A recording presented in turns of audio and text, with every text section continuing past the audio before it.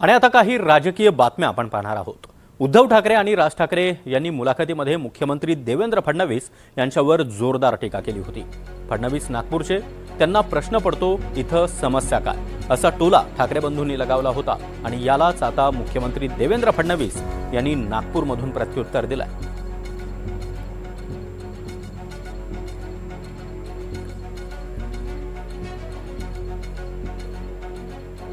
की देवेंद्र फडणवीस नागपूरचे, अजून बाकीचे सगळे बाहेरचे।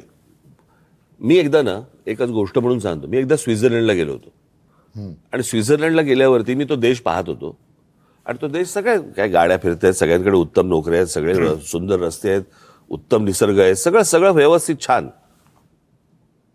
तो सगळा देश पाहताना मला पहिला मनात प्रश्न आला, इथला विरोधी पक्ष काय करतो?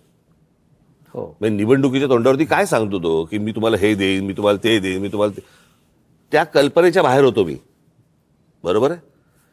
मुंबईमध्ये मुंबईकरांना काय पाहिजे हे मला असं वाटतं मुंबईत तुम्हाला तिथे जन्माला आल्याशिवाय कळणार नाही की मुंबईचा विकास करायचा असेल तर मुंबईमध्ये जन्माला येणं गरजेचं आहे। ह्याच्याबद्दल तुमचं काय मत आहे? आता जे मुंबईला जन्माला येऊन आता म्हातारे व्हायला लागले तरी विकास करू शकले नाही, ते काय विकास करणार आहेत?